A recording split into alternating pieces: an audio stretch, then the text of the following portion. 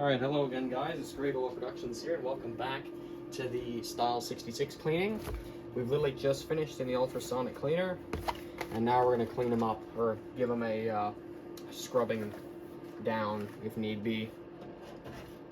So I'm going to take the whole basket out of the cleaner, put it in that red bin there. I'm going to leave the cleaner running right now because I don't know if I'm going to need it again. And we're just going to see every piece of this. I'm just going to get this toothbrush wet and just wipe her down. See a little bit of corrosion there. I think that's due to old oil. I'm thinking it's like oil to me. You know what? To heck with that. I'm going to use a brass wire brush. Wipe this thing down. Usually the toothbrush kind of doesn't really cut it most of the time. But that's when I bring this guy in. And I'm just doing this with every single piece, basically, and making sure it's actually clean. And I think these springs here, I left them on there. I left those on the great wheels. And I'm just going to jam my toothbrush in there as much as I can. Try and get as much of that out as possible. I don't know about rust and, you know, stuff like that, guys. I really don't fully know. I think I googled it once, does brass rust in water? And I recall the answer being no. But I'm not entirely sure. People have cleaned clocks with dish soap and stuff before. I'm not the first one to do this. But I figured, you know, I had to give it a shot. The bell doesn't really mean anything. Had to give this a shot. You know, if it worked, it'd be so incredible to not bother with simple green or anything like that, which leaves kind of a, well, sort of a film on it, but not, well, a film of lacquer on it. Or no, actually, sorry, no, I've got the wrong, I'm thinking of spray 9. Simple green will discolor clock parts. That's really annoying. I find that absolutely infuriating when simple green does that. If you leave a clock movement in simple green for more than like 5 minutes, you know, it'll start discoloring on you. It doesn't wreck the clock, just discolors the movement. I don't like that. I really don't. So that's why I keep kind of changing my methods around. And yeah.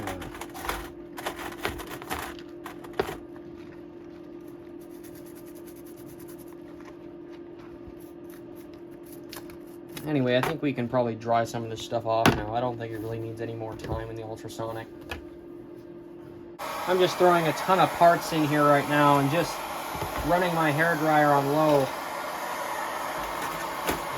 Let's start with that. A lot of this stuff I don't think needs really scrubbing.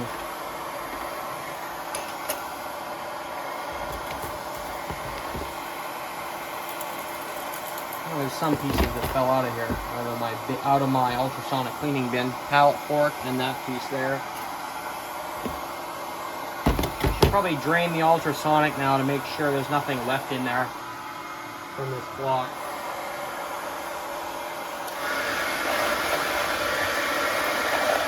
And heat that up as much as possible.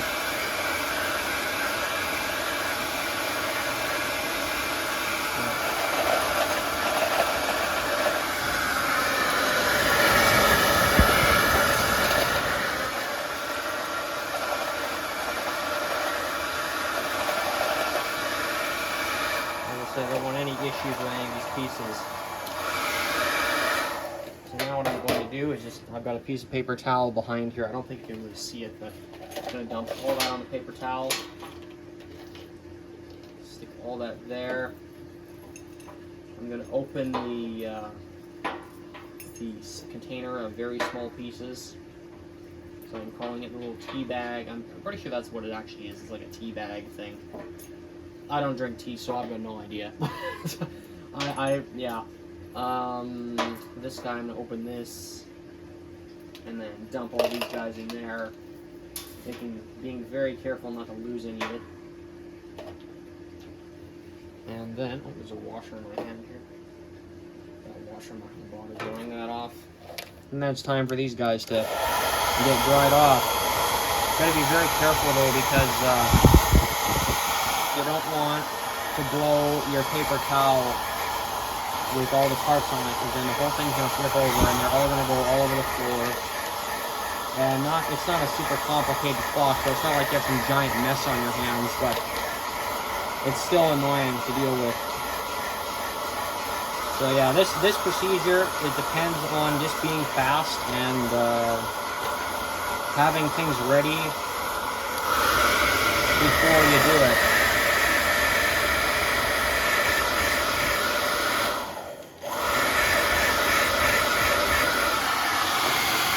That went really well, I think. Yeah, there's nothing in the bottom of that.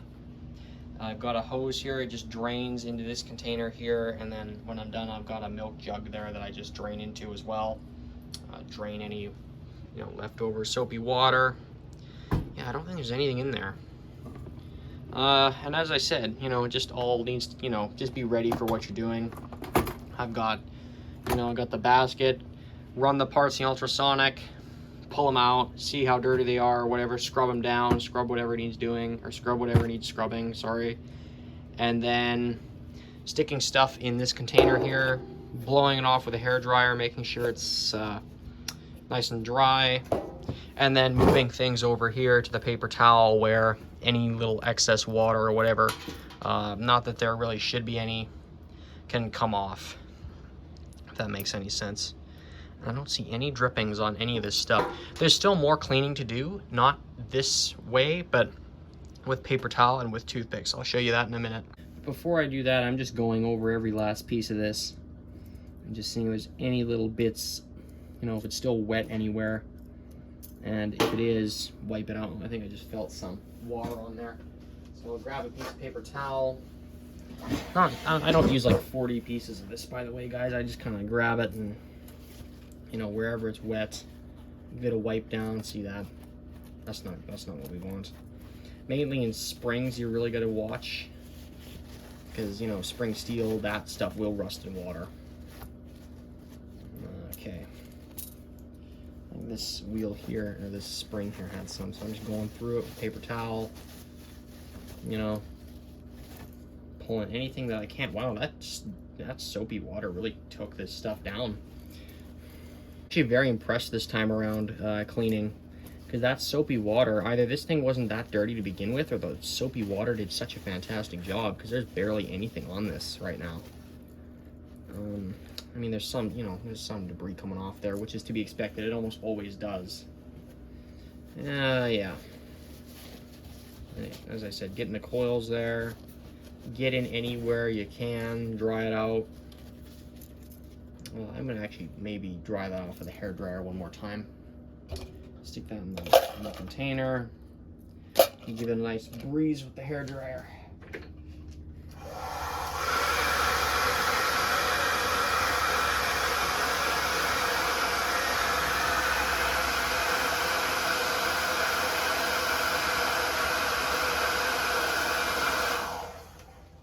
What's nice about using a hairdryer is it gets into places that you can't get into with paper towel or whatever. Like this spring click system, like this thing is hopeless. You can't get in there except with air and with oil. So, there's nothing you can really do there. So a hairdryer works fantastic on that. The bell's nice and dry. I think that rust is from before. I don't think that's new.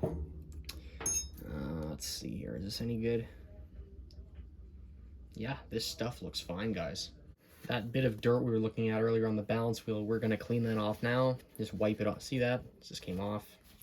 This is the advantage of taking the entire thing apart, because then you get to see all little pieces and all the little, it's more of an adventure. You get to know your clock better if you do that. Like these movements, like without taking them apart, the 66 isn't going to run. It's just not. You can't dump this in ultrasonic all fully assembled and use some like ammonia based clock cleaning solution that you got off of Time Savers or whatever to clean this. This guy needs to come fully apart if you're going to do anything with it. And are they worth taking apart? I entirely think so. They're great little clocks to have, the 66s. Anything with this movement in it is pretty fine. And see, this is, you know, there's stuff coming off this wheel here, going back and forth. Yeah, just routine maintenance. This stuff isn't broken. People like to use that word broken a lot for stuff that hasn't been worked on in over 60 years. And say, oh, you know, like maintenance isn't even a consideration. Oh, it just died. It just doesn't work anymore. No one bothers to ask why it doesn't work. Maybe because the old oil has turned to sludge in this thing. Actually, I remember when I bought it back in 2018, and the antique dealer I got it from, he knew about the strip screw on the side, and I asked about it. And I asked about, you know, servicing that and seeing if there's anything I could do with the strip screw. And he said, oh, but it runs so beautifully. Why would you even try and do anything with it? Well, I mean, again, well, your car can run so beautifully too before it needs an oil change. And you know, there's need I say more, really? All right, so I've been carefully looking at every part of this, and it seems to be in absolutely fantastic condition. Kudos to whoever had this thing before me, because he did a really nice job of not letting the entire movement get totally wrecked. All the pivots, and I'm not even talking about balance wheel pivots here, just the pivots on the main train wheels and stuff. You take your fingernail and brush it along there. This is how you can tell if pivots are worn or not, if they skip. If you take your fingernail and just slide it along there and see if it skips. These are perfectly smooth. All of this stuff is totally smooth. And I'm pretty sure our balance wheel itself is in nice shape here too. Yeah, no complaints there. It was running amazing before I serviced it, so hopefully, you know, we can keep that up. As you can see, the whole area here is lit up. I am using a 2004 Ryobi work light, and if you want to see more content that I make that isn't clock related, check out PSI Productions on YouTube. The link will be in the description. All kinds of other, as I said, other projects relating to tools like this and stuff will be on that channel. So keep that in mind, viewers, if you want to see other content of mine. But if not, stick around. And I think, oh yeah, there's one other thing I wanted to show you here. These plates have all these little pivot holes in them, or bushing holes. These things get dirty, and my cleaning stuff that I just did will not totally clean that out. So what you want to do, take a toothpick and just run it backwards and forwards through each hole on both sides, and you will pull out so much dirt that you wouldn't have otherwise. And you'll be cleaning the movement and doing it a huge favor, or cleaning it in one way or another and doing it a huge favor. This is also something you can't do if you leave the movement together. So yeah, look at all that stuff I'm pulling out of there. And of course the Ryobi work light helps with this job. I'm just doing that. Yes. Yeah, I think this is mostly clean on this plate. All right, so I've gone through all the pivots and stuff, just pegging them and, you know, running them through with a toothpick. I thought of a very bizarre idea, though, during this time, sticking a Q-tip in my Dremel and just kind of going like this all over it. What is the benefit of doing that? Other than knocking the movement over. There's also the balance cup, which had a whole bunch of leftover debris in there. I was able to use this method here to basically clean it out. And it seems to have come out just fine. At first I didn't use the method, and then when I was positive it was clean, I just kind of grabbed this and got going with it. It's definitely something I'll have to use in the future, though. It's handy. I like that method, actually. Okay, so what we can do first when reassembling this movement is the balance wheel needs its hairspring back on. So we're going to pull our hairspring out of our parts cup. And we have got, okay, there's two ways to put it on here. You can see there's this collet sticking through on the bottom there. That is the bottom side of the hairspring. So this is the hairspring right side up. So I don't know, we'll position it like that. Stick our hairspring on. I'm holding it by hand here. Probably what you want to do is hold it by a pair of tweezers on the outer coil here, being very gentle with it, of course. You don't want to bend it. out of shape. We'll just stick it on there. Okay, Greg, how in the world can we do that? Can we kind of angle a screwdriver on there and kind of push it on it? No, don't even try that. What we're gonna do is use one of the holes in the plate, whether it be the top or bottom plate, and we can kind of find one, like there we go, the center hole right there. It fits that cullet perfectly.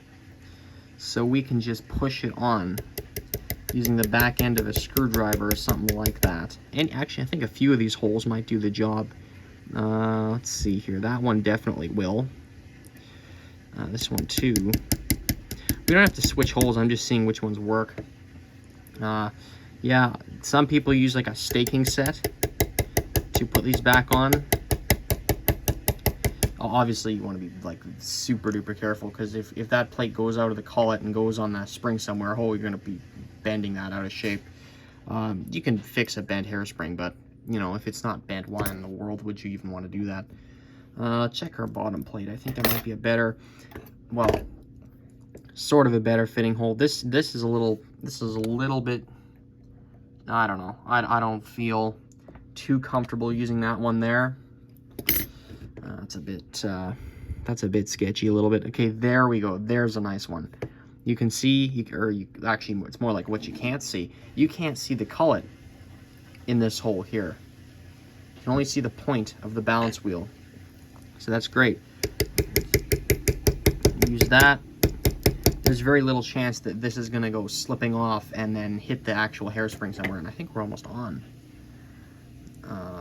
Let me check my pictures here again. Oh, we got a bit more to go. So yeah, don't even bother using a staking set, guys. Just take the plate and just tap it lightly with the back end of your screwdriver. Look at that, perfectly fine right there. I think that's the hairspring and balance wheel reassembled, although we can adjust this. I don't know if I will at the moment. I'll have to see how this thing is lined up in the movement there. There's this slot in the cullet which we can stick a very small screwdriver or a pin into and actually turn the hairspring around. And that way we can make really fine adjustments to the positioning of it. You know what? No, I'm not gonna leave it like that. I think it can go just a little bit lower on that staff. Just a little bit more. And you're not hurting your plate by just tapping it with the back end of a screwdriver. You know what I mean, guys? Yeah, very sensitive. Very sensitive work. Yeah, it's being a little hard to get at the moment. Now it's just not moving.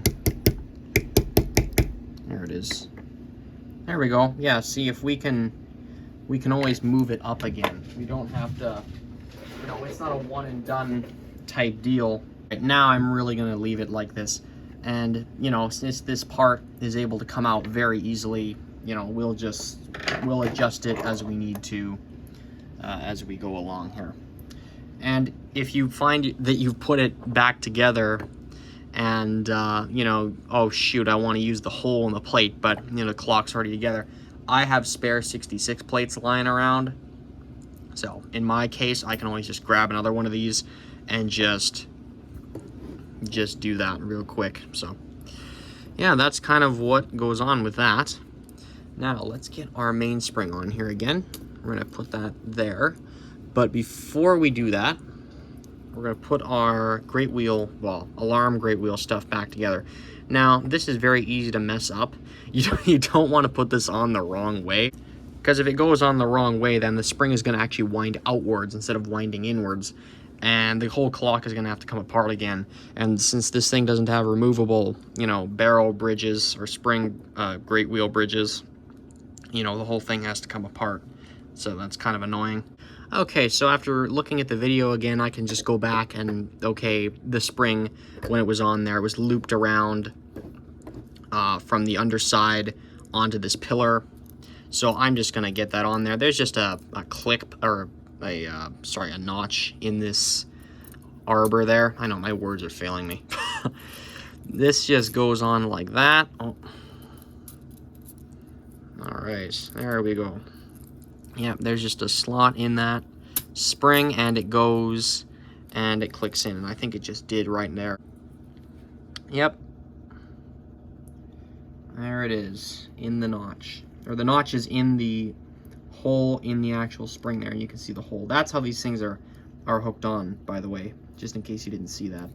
They're hooked on with that notch there, and there's a hole, and it just goes on like that. Now we can just take this guy, just stick them on here, or if you did take it off the barrel, or no, so why do I keep calling it the barrel? If you did take it off the wheel, then put it back on, and then stick it on. There's that. There's that guy attached. Whoops. I think it's that way, isn't it? It goes that way. I just tested it with the key to see if it would wind that way, and yes, it does. And then that guy goes around that pillar. And the key thread goes through there. And now, what goes on next here? We have, what can we... I'm going to put the alarm stuff on, because that's the most annoying to get on here again. That guy goes there, the hammer. Oh boy, this guy's playing hard to get. The hammer goes on like that. Usually. Oh, this is all not right. There we go, smooth that. Our hammer goes on like this. The pivot goes in there. There we go. I don't know if you can really even see what I'm doing. Goes there. And then there's this wheel here, which goes right in there. It's a bit tight because that spring is in your face.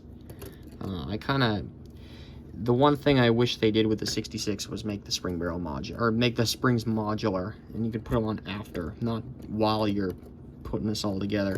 Most clock companies, they didn't do this kind of game where you gotta where you're playing with this. Actually, I think it goes in here.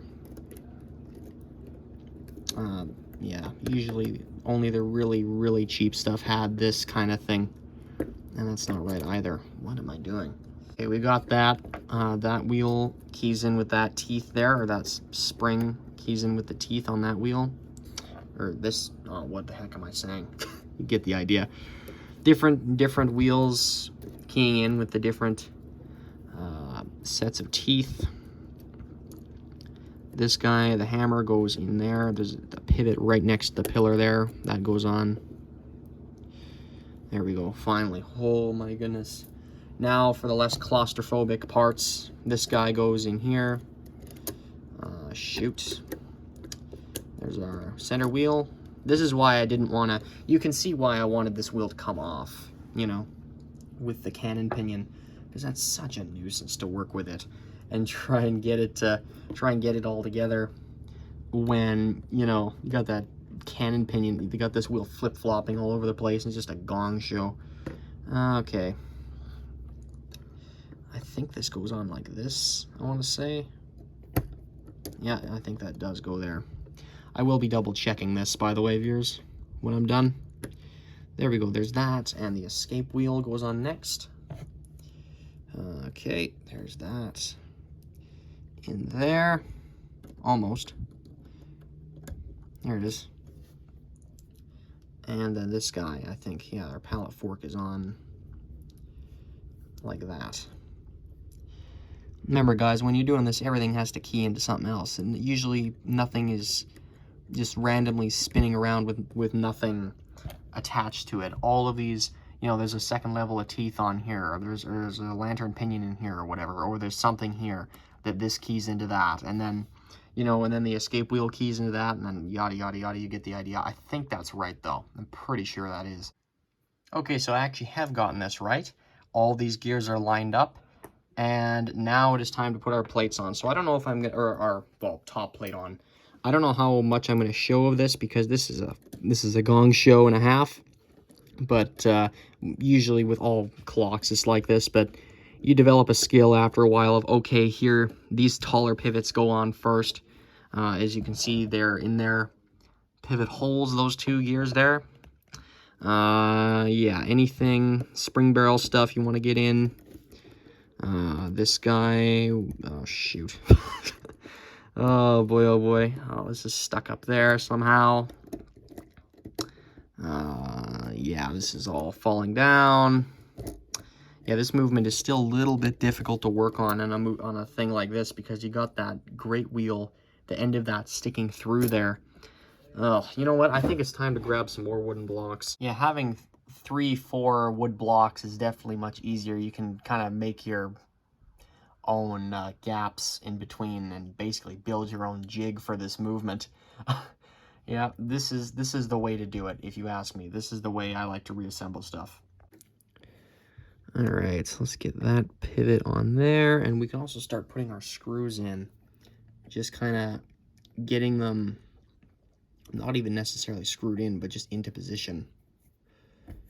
Just kind of sort of not really tighten them.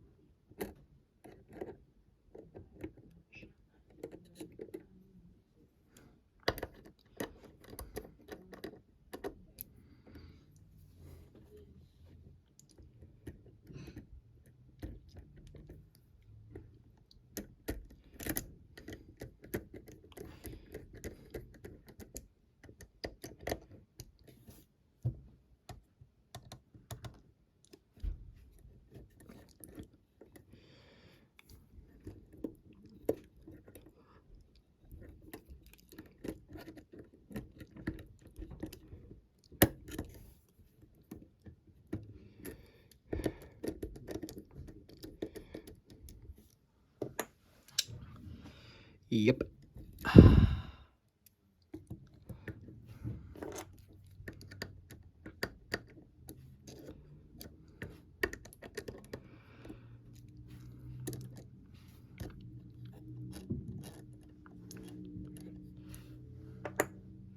Get our escape wheel pivot into place.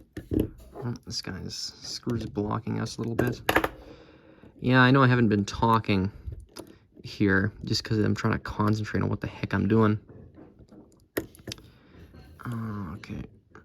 Trying not to scratch any plates while I'm at it.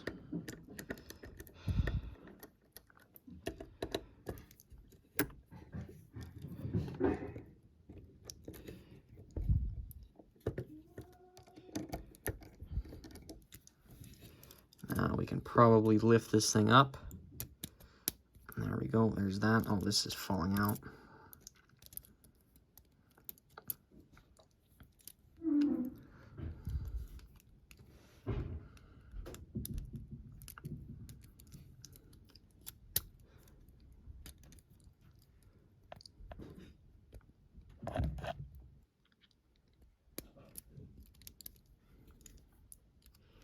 There we go.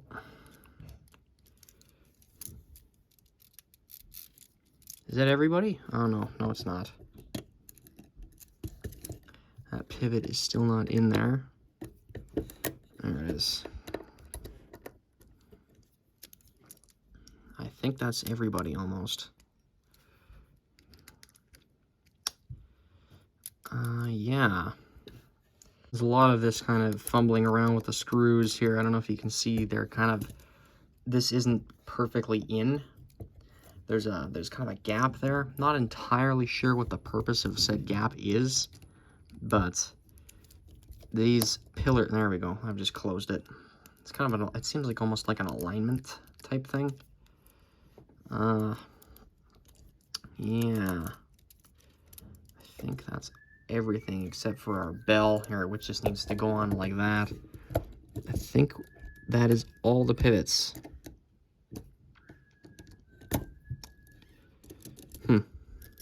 Wow, that went together fairly easily, didn't it? Well, on that note, viewers, our movement is back together now. I hope you were able to get something out of me actually reassembling this. I hope you could kind of understand what I was doing and what process and all that fun stuff. But for now, that is it for this particular video, and I will see you in the next one where we'll reinstall our balance wheel, all the cheese wheel stuff, the alarm cam, cheese wheel and the alarm cam. It's literally the same thing. I call the alarm cam a cheese wheel, as you know. Get that installed, oil it up, and we should be good to go, and then, of course, put the case on it. So, thank you guys for stopping by, and I will see you in the next part.